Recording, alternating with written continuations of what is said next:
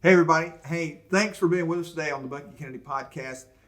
We got a special treat today. In our church, we've been talking about storm patterns and what storms are in our life and how do you handle storms when they come and what they do in our life. So today we've got some very special guests that are members at North Hall Church, and I can't wait to introduce them to you. And again, thank you for being a part of the Bucky Kennedy Ministries podcast.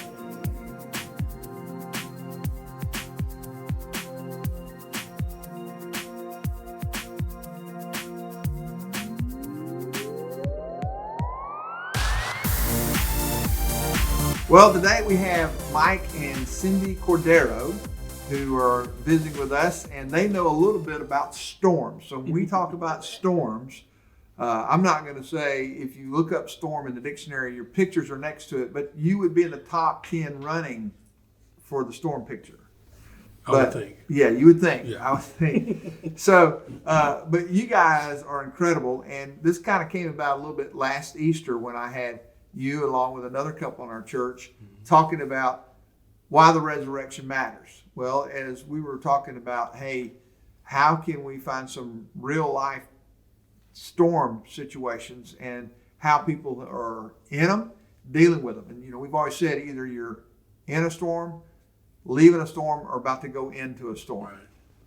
So you guys have had a stormy relationship. How about that? Yeah. So give us a little bit of background a little bit. Mike, tell us a little bit about how you and Cindy met and kind of your particular, you've retired, so kind of give us a little bit about your life experience, a little background. Okay. Well, Cindy and I met during a storm or right after a storm. Right. There was a flood of 94. And South Georgia got flooded. I worked for the state police at the time, GBI, and she worked for her local department down there. They created a task force, and that's how we met. And so we were partnered up for quite some time. And then we just became friends, riding around in the car after so many hours a day, And then, so that's how we met. And then we kind of just started kind of liking each other, a little bit more than friends. We were like, She called and she said, all right, Lynn, I've dumped my guys. And I was like, okay. So all kidding aside, we did just decide to start dating each other, and we had, we were not attending church at the time. I grew up in the church.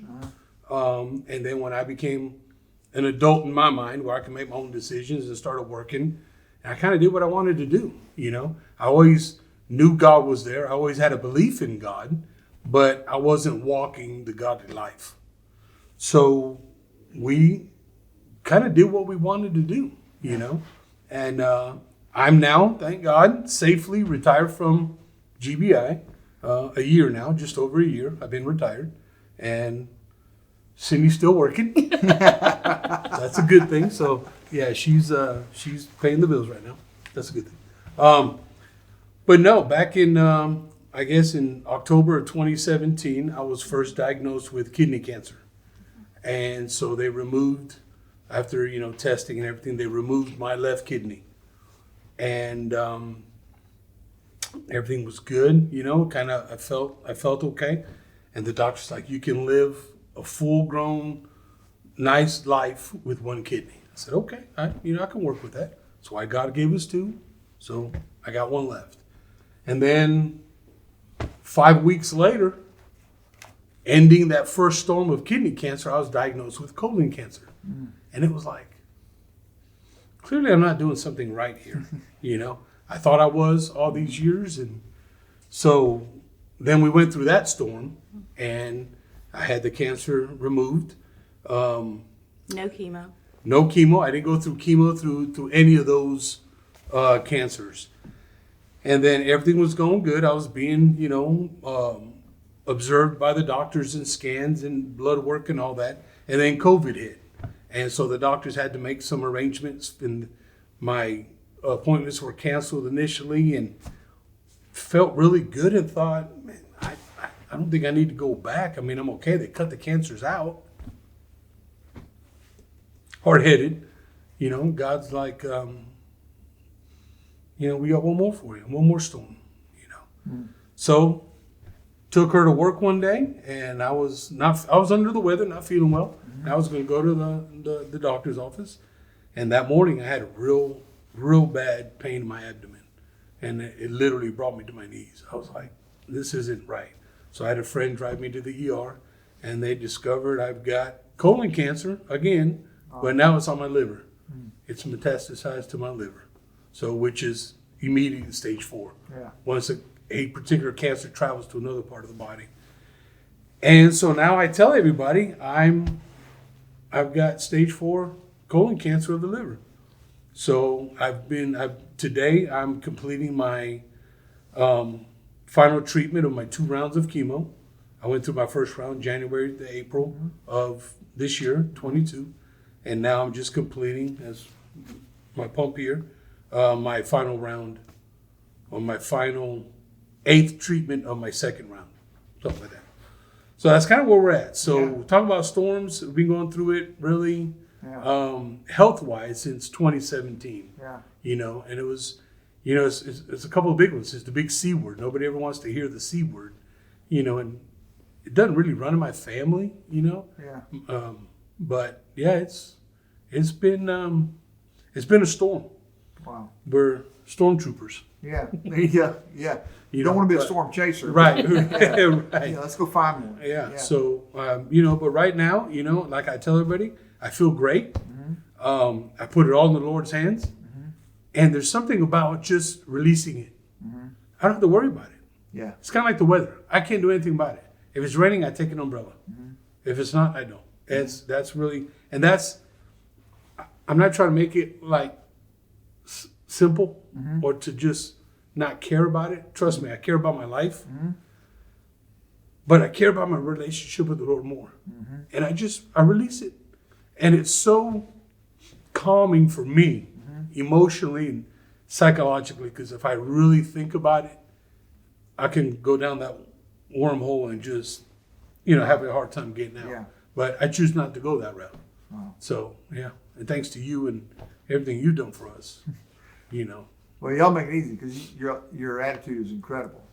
But now, Cindy, there were some storms in your life before you got to the storms that would come later in life. And so you really have been stormtroopers. I mean, really, your life has been, and I think that's probably has a lot to how y'all are dealing with it now in a lot of ways because of where you've been and what's going on. So tell us a little bit about your story. So, not brought up in the church. My mother is Buddhist and raised us. My dad's from from Dalton. But they raised us to be whatever. You want to go to church, go to church. You want to be Buddhist, be Buddhist. You do you, basically, is how we were brought up. And so, you know, didn't really go to church. But I would go visit some relatives every summer, and during this time is when there was a great uncle, and he was not very kind to me and molested me every summer from about the time I was, I don't know, 5. We came back here to the States when I was 7, so from about 7 on till about 16 every summer, and it was. You know, he had a bunch of chickens, and it would be, you know, go down, feed the chickens, and then he would get me cornered, you know, in one of the pens. And then my sister, who was 2 years younger, was also living with, you know, she went with us to live with my grandmother. And she and I have talked about what did you see, what do you know? And she's like, I think I've blocked a lot of that out.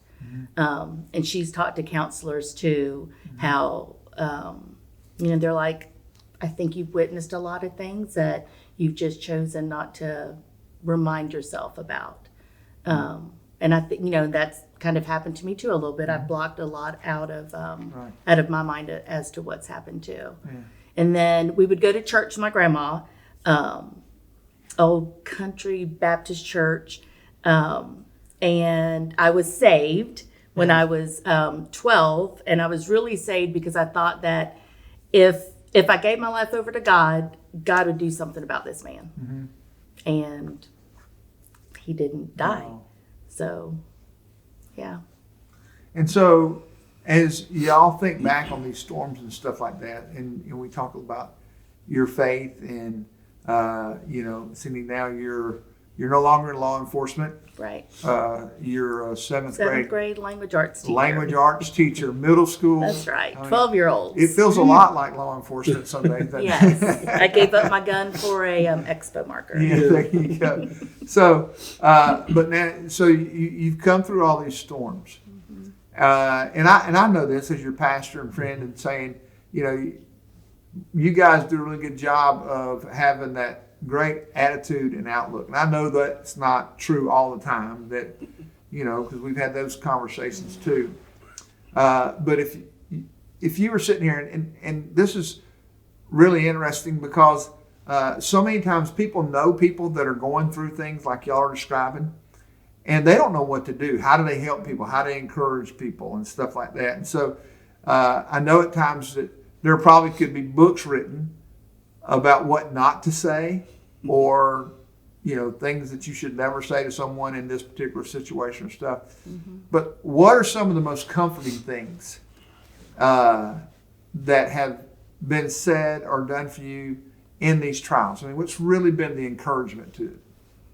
Just knowing that, I was really thinking about today and what I would say, and, really prayed that the Holy Spirit would just fill me with words to say.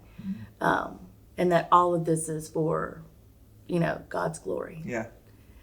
And I don't know if it's so much what people say, but I don't feel alone, like what you were saying. I don't feel alone in any of this. Friends have been nice, and they've been very encouraging. And when he was diagnosed his second time, I was scheduled to graduate with my specialist that week. And we were going to go down to Valdosta State, and I was going to walk. And 2 days before is when he was diagnosed the second time. And my friends at school, they were so kind. They gathered money and cards, and they did like a fake graduation for me just to let me know that, I was loved. With a cap and gown and confetti. Yeah, it was great. But just knowing that you're not alone, that like our life group is fantastic. One of the ladies, Lisa, she's cooked and she's made you cancer soup to try to help. Fighting soup. Yeah. Lisa can cook. She can. Yeah. But, and another thing too is the occasional, or not occasional, but the text messages that you get. Because, we all communicate now. People don't talk to face anymore to each other, which I think you lose a lot when, you can't see the person's facial expressions. Right. But like I get text messages, thinking about you, praying for you. Those are phenomenal. I love those because it's just somebody's out there thinking about me, going through what I'm going through. Bring the prayers on. I love them, And then with her. The praying for you. Like, just got off my knees and prayed for you today.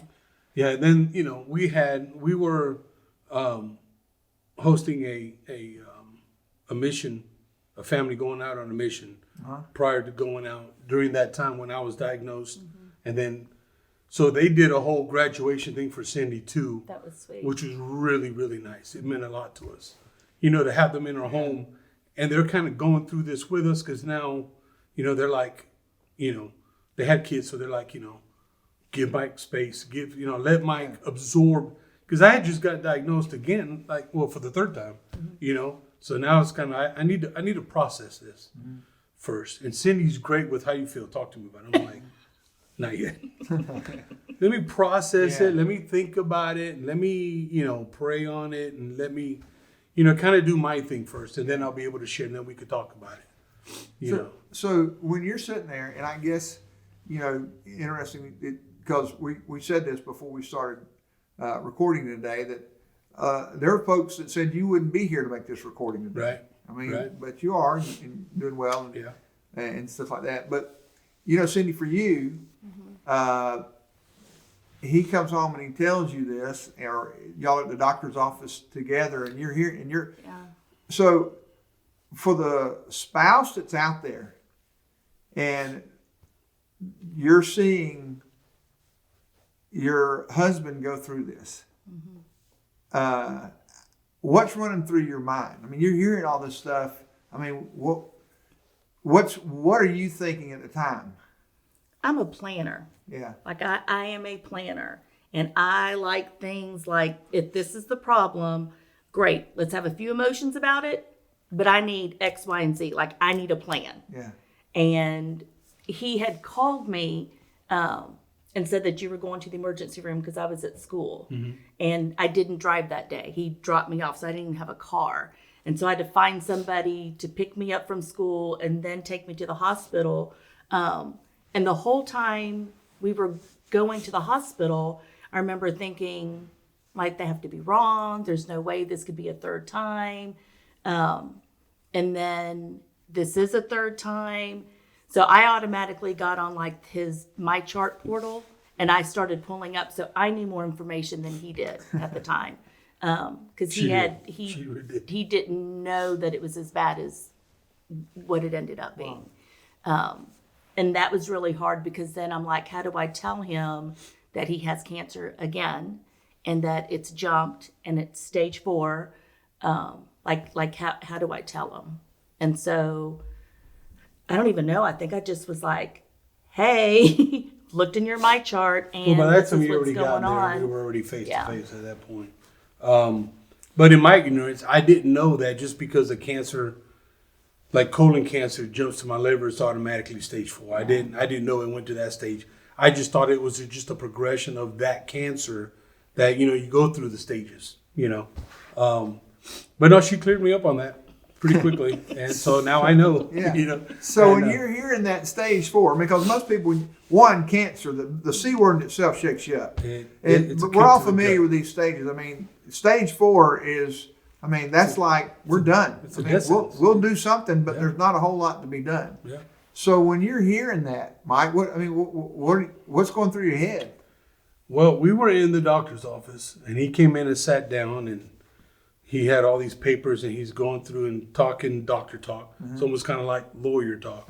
They forget how to speak English, just plain. And so I asked him, I was like, well, I said, I hear you. I said, but just give it to me straight. What am I looking at? What's my lifespan? What are we looking at? He said, well, on the bad end, it'll be a year. Yeah, he said, it's not like you're going to die tomorrow. Yeah, he said, it's not like you're going to die tomorrow. That's comforting. Yeah. Well, thank you. Yeah. But we're not promised tomorrow. Yeah. Yep. And I'm okay with that now. Yeah. I wasn't several years ago, but now I'm good. Yeah. So I looked at him. I was like, okay, well, I'm not going to die tomorrow, according to this guy. So he says 1 year on the bad end, 3 years on the good end. Yeah. So as we're speaking right now, we're already past the year mark. Yeah. So according to him, I got 2 years of my life, and I'm only 56. Yeah.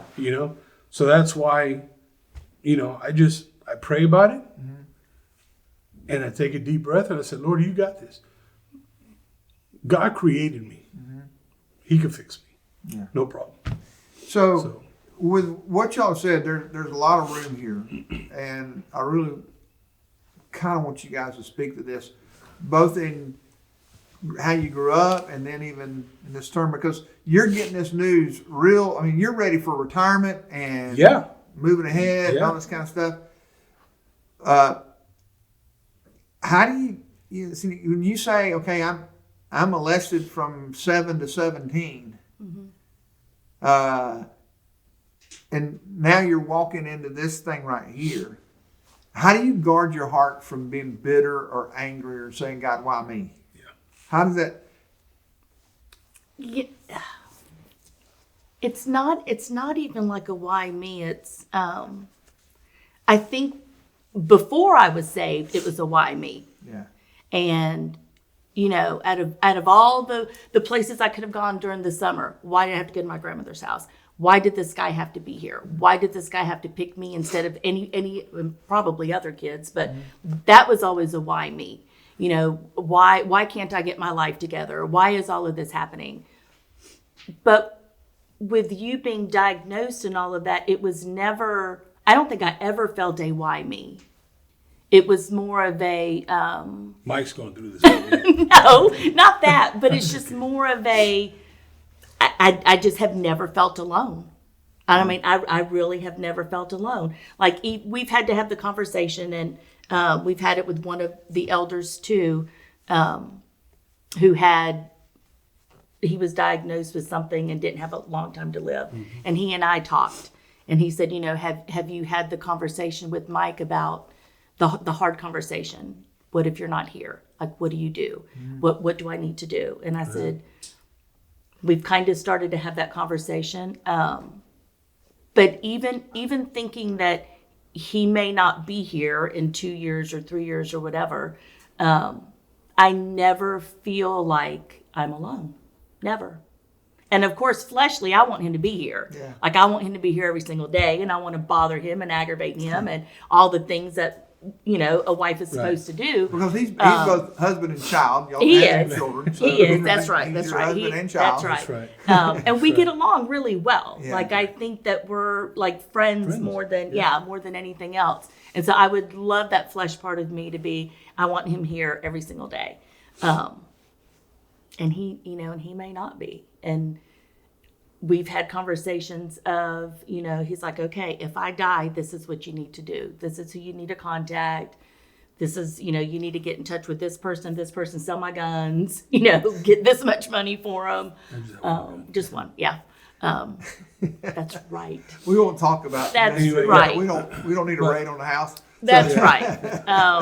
But I mean, and that's been difficult too, but as difficult as it is, I know I'm going to be okay. Yeah, it's okay. And I know he's going to be okay. Yeah. Whereas when I was 17, 15, going through all those things, I never thought I would be okay. I never thought I'd live to see past 20, so. And for me, when I was first diagnosed with kidney cancer, we hadn't been going to church yet. Yeah. We hadn't been saved and, and we got through that. And I was like, I didn't, because, and we had this conversation because I didn't go through chemo. I didn't do any radiation. They just basically took my kidney and the cancer and removed it. Mm-hmm. In my feeble mind, I'm good. I didn't feel, the initial kick to the gut that says, you've got kidney cancer. Because we were in the ER, and the ER doctor walked in and sat down. As an investigator, former investigator, that was my first clue. Mm-hmm. ER doctors never sit down. Yeah. They're always in, poof, and out the door, and the guy's like, well, who was that? Yeah. And on that day, Cindy reached over and she said, you're not going out this way. And I was like, okay. And I was like, well, I'm still processing. The guy just told me that I got a mass of cancer cells hanging off my kidney the same size as my kidney. Wow. And they just removed it. And I'm still thinking, wow, I got cancer? Me? And so it took a while initially to kind of accept that and absorb it. Okay, well, here we are.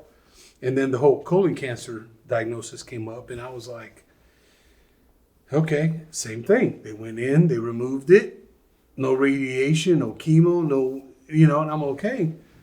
But then I really started thinking, and by this point, we had already started coming here. And I said, there's, I don't feel, and I feel bad saying this, I don't feel bad about having cancer. I mean, I know some folks are like, are you kidding me? You got a death sentence. No, not really. I don't look at it that way. I look at it, I've never said, oh, why me? Mm-hmm. I've always said, why not me? Mm-hmm. I'm no different than anybody else walking the streets, except now I've got Christ in my life. Mm. And I trust in him. And I'm okay with that, and it's always made it easier for me. And I've talked to folks who have had family members die of cancer, different cancers. We're both very big in the Gwinnett County Relay for Life, because that's where she teaches over there, and we've been going to that for years, even before I was diagnosed. And then once I got diagnosed, it was like, all right, we're really, because now I'm feeling what they're feeling. All right. or, the lady that's fighting breast cancer or ovarian cancer or whatever. And so now I go and I walk the walk as a survivor, and every chance I get, I tell my story. I try to just share the gospel, whether it's 2 minutes in the chemo treatment room, like today I was trying to do today, and bless his heart, the guy next to me just kind of wanted to take a nap. And sometimes when they give us his treatments, we all kind of start bobbing for apples, and we're, doing that. And so I just try to pick my window when I can, and I insert it, and like my cousin says, you just put that pebble in the shoe or plant the seed, and the Holy Spirit will take it from there. And so that's what I try to do. I don't really, I got a few side effects from this type of chemo that I'm going through. And don't ask me to pronounce it because I can't. I can't even pronounce it reading it. But I take this opportunity to share Christ with people as often as I can. Some people see the pump and they're like, it's supposed to be a fanny pack. Yeah. Well, I can't wear it as a fanny pack. So we need a longer band on the cord here. But, so I use this. I use this to talk to people. I say, well, I've got cancer and this is what it is. And, and I'm good with my faith. How are you with yours? Do you have faith? Do you believe in God? Or, and I just kind of use that avenue to kind of just reach somebody. At one point, we had gone to my treatment facility and I ran into this guy and, great guy. He was going through his chemo stuff and having a hard time. And I asked him right then and there, I said, can I pray with you? And he was like, yes. And then the nurse called him and we didn't have that chance. And, he left and I was like, I didn't have that chance. And we go out in the parking lot and I'm telling her in the car and I'm like, hey, I met this guy, blah, blah. We see him walking through the parking lot. I pulled over and talked to him and we prayed for him right there. So I was like, we got it in, And so it's just, it's just opportunities that I take this as a way to share the gospel. Wow. And how this isn't holding me back. We're still, I feel great. I get winded and I'm not as, don't have the energy I had before, but it'll come back. It'll come back. So when those downtimes come, and they come. And they do. And they come. Yeah. What's the strategy there? What's the battle plan? Well, for me, is I cry. It was a long time for me to admit that, and I don't want anybody knowing that, I do have weak moments. You do put bad guys in jail for a living. Right. I did. You did. And I did it safely, thank God. But, a lot of times I look back on my career and I wish I had been walking the life back then to think of the changes I might have made in, many lives, who knows? But in the downtime, it's rough. I take it's a kick to the gut. I think about it, it's like, man, and I cry, I reach out to her and we pray. Yeah. And that's it. I mean, we've had a couple of meltdown times, not with each other, but just the overwhelming, wow, this is a lot, for the human body to take. Yeah. It really is. The pressure, the stress. It's, it does get difficult, but we got each other. She's been super fantastic. Yeah. She keeps me she doesn't let this get in the way. Yeah. I still got my chores to do. But I mean, in all seriousness, we do pray about it, Yeah. Like that time I reached out to you. Yeah. And it was great. We sat there, we prayed about it and prayed, and it was probably a meltdown. It was a meltdown for both of us. We both melted down together to each other, but it wasn't me against her or her. It was us together doing it. And, and it was funny because the ball game was on. And so I didn't turn it off, but I muted it. So I get the occasional glance. No, all kidding. But, we did sat down and it was almost 2 hours. Yeah. 2 hours later of crying, sharing with each other, and praying. That's what it was. And that's, for me in the dark time, I don't really talk a lot. I just have a tendency to just kind of just go within myself. Yeah. And she's like, what's wrong? Nothing. I'm good. And I think she's learned now after all this time, of just knowing me and being friends. She just kind of knows when I just need I just need me time. Need a little space. Yeah, you know. And for us guys, when we say I'm not thinking of nothing, that's true. There's nothing there. Yeah. You know, and you know, but I'll just sit in the corner and I'll cry and I'll pray. But I've never once had gotten angry at God or blamed him for any of this, because, you know, why not me? Yeah. I'm literally no different, other than my walk in Christ right now. I'm no different than anybody else out there walking. You know, I mean, we all sin. I'm still a sinner. I still ask for forgiveness all the time. You know, and but in the dark times, that's the hard part. You know, Because you still have life. Right. right? So it's, you know, you have life, you have marriage, and then you have cancer. Yeah. And then it's like, and then we've been in a couple of wrecks. Yeah. You know, we still don't have a car. And so, you know, wrecking the car and doing all that. And, you know, still teaching, grading papers. And then there's, well, how did chemo go today? Yeah, how's You know, and cancer? that's a constant background for us. And this treatment I'm getting now, one of the main side effects is my sensitivity to cold. Like I can't drink cold water. I can't drink anything with ice. I can't touch ice. I have to drink water almost warm or room temperature. Yeah, very weird. So Drive with gloves. I drive with gloves because sometimes the steering wheel gets too cold, or if the air's on, Yeah. the air hits my hand. And it's almost like, you know, when your hand falls asleep and you get that numbness, that's what it feels like. Wow. And it's kind of irritating after a while. So, I bet it is. yeah. So, yeah, I mean, So you're sitting there, and I mean, this is really incredible. Again, and I want people looking and listening to this. I mean, the people that know you know how genuine this is for you. I mean, this is not, hey, give me some time where you can give me your best foot forward attitude so we can encourage people. One thing I want people to know is this is what we see.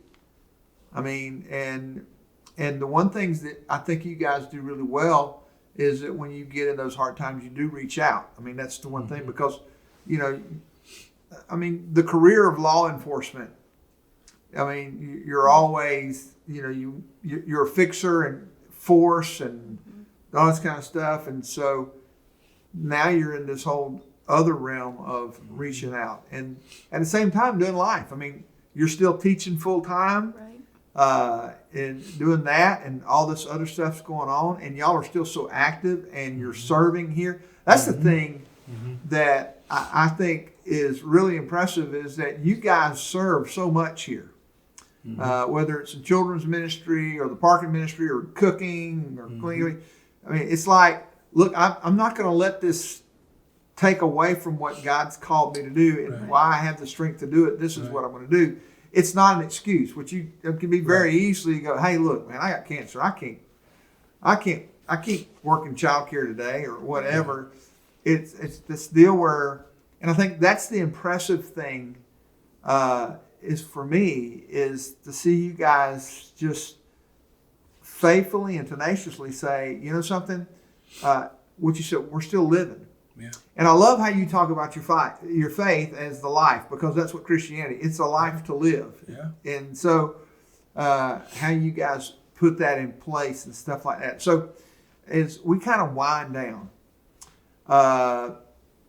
and there are people that are in a storm right now. I mean, regardless, it could be a physical storm like you guys are in, or it could be a financial storm. It could be somebody that, you know, years ago they were molested, went through a hard time, and they just can't get over it. They can't quite get that deal. And then hearing your story, and we've kind of said some things that you're doing. You pray, you continue to walk in faith, you believe, you don't pity yourself and say, why me? But if you were going to encourage, and we can do it this way. So if Cindy, you were going to encourage that teenager or that young woman or whatever that's gone through all these trials and stuff like that, what do you say to them?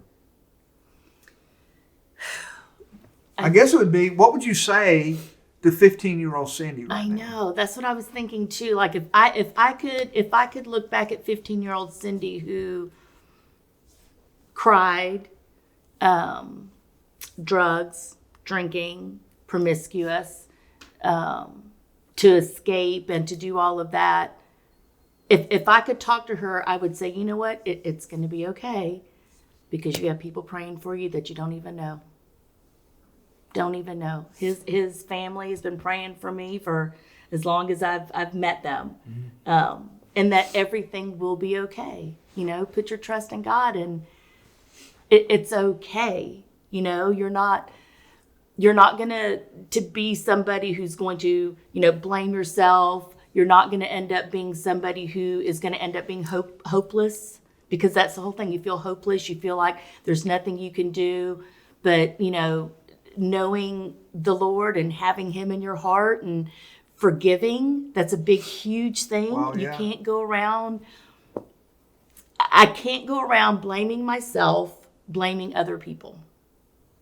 I mean, I just can't, because then that makes me bitter. That makes me not want to do anything, you know, just get in the corner and just kind of cry the whole time. And you can't, you know, that's like you and the cancer. Like, you can't do that. You don't get a pass because you have cancer.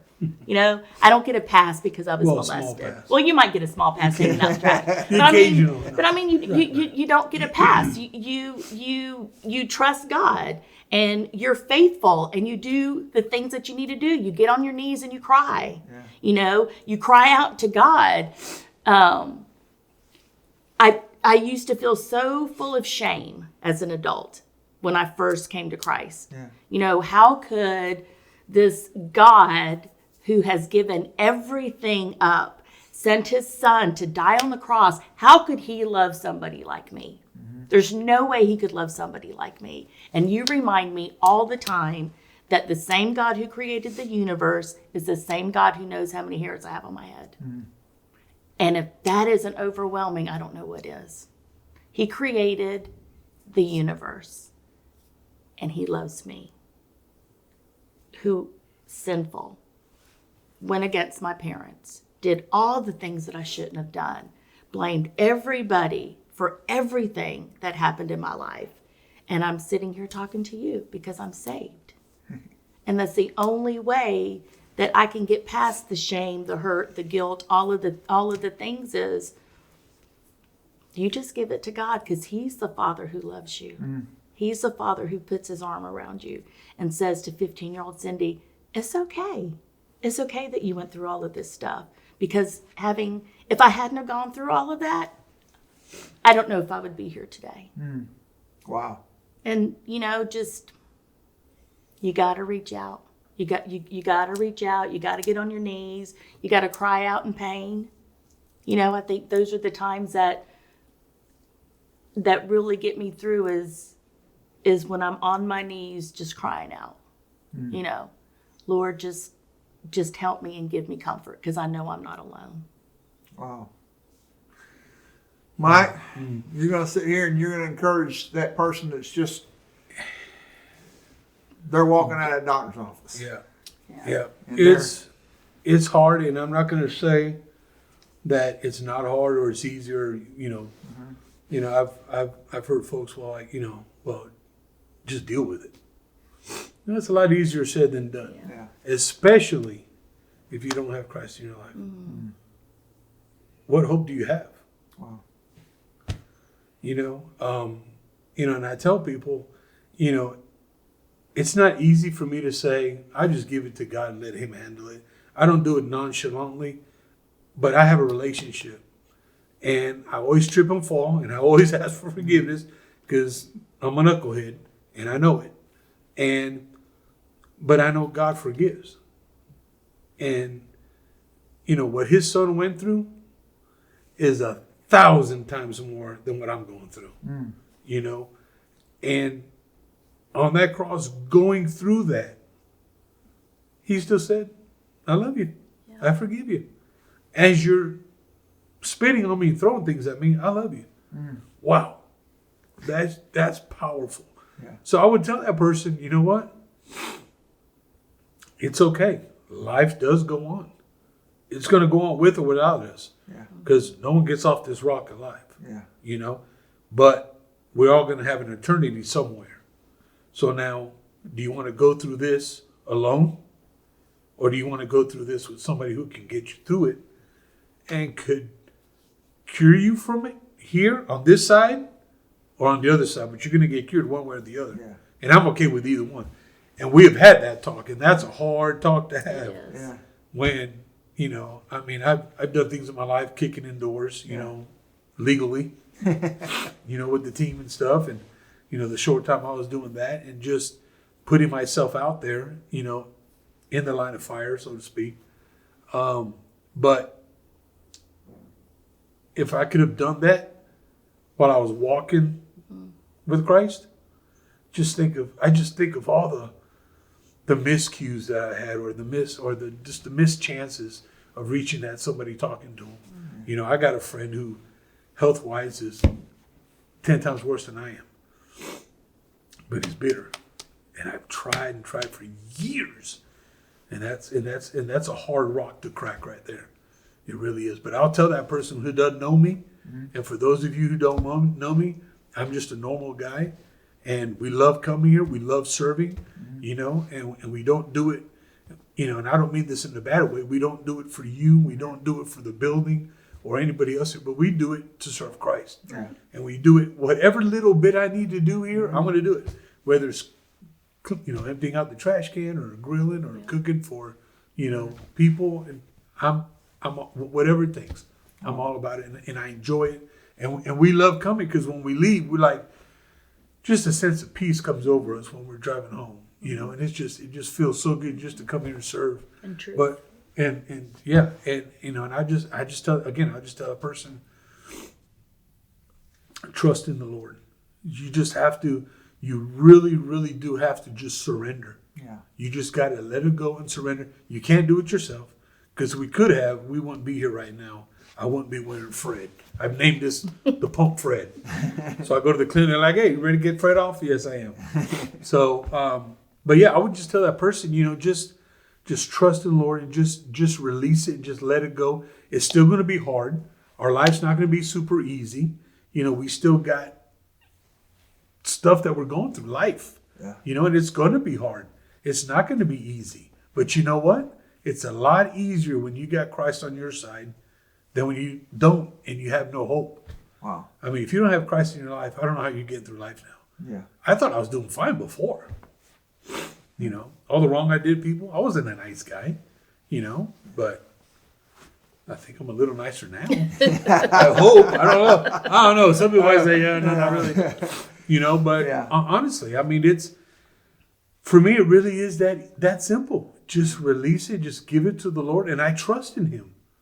I really, really do, and even on the bad days, because I have bad days. There are days where I don't do real well, and I just cry, and I'm like, and we got a little bit of acreage, and I just kind of walk out there, and there'll be times I just walk out there, and I'll sit under a tree and pray, cry, think, listen to nature, and I get through it, and the Lord's like, hey, I'm right here. Look, here we go.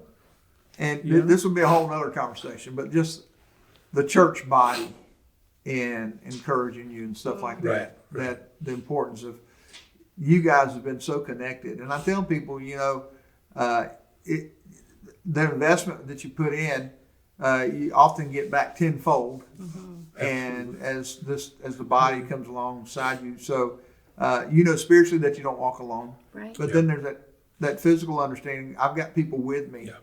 That are walking with me and caring for me. So, I mean, there's so many things we could talk about now. I mean, you guys, Right. You kick the can over. We could come back and have a whole nother conversation about so many things, about forgiveness and about dealing with bitterness and about serving through hard times. But what I want you guys to know as you hear this, as you've heard Mike and Cindy talk about their storms that they've gone through. And I hope you've paid attention to what they really encourage you about, is that no matter what storm you're in, Christ is more than capable of handling the storm. Amen. And giving you what you need to not just cope with it, but overcome it. And you might say, well, I haven't been anything in the mess they're in, but here's the deal. Whatever is big enough for us to worry about, concern about, or fret about is big enough to pray about. And teach us to recognize that God is putting us in a position, regardless of the intensity that you judge it, to reach out to him and even others that know him as we walk through stormy trials. Because remember, you're either in a storm, out of a storm, headed to a storm. So I want to thank you for watching this and listening to the Bucky Kennedy Ministries podcast. I pray that you will not only like this, but review this and then share it with other people to encourage them. And let their story, Mike and Cindy's story, encourage others and who may be going through a storm. Never underestimate what encouragement would do and how you do it. As they've shared a text, a prayer, something that lets you know, I'm thinking about you, I'm praying about you. Never underestimate it. Again, thank you for supporting us. Thank you for listening to this today. You can follow us on Instagram, Facebook, Bucky Kennedy Ministries. You can certainly go to our webpage at buckykennedyministries.org. If you'd like to come and worship with us at North Hall Church in Gainesville, we'd love to have you. But again, thank you so much. God bless you, and look forward to being with you next time. For more content like today's podcast, click right here. For sermons, click right here. And again, please like, share, comment, and subscribe. Have a blessed day.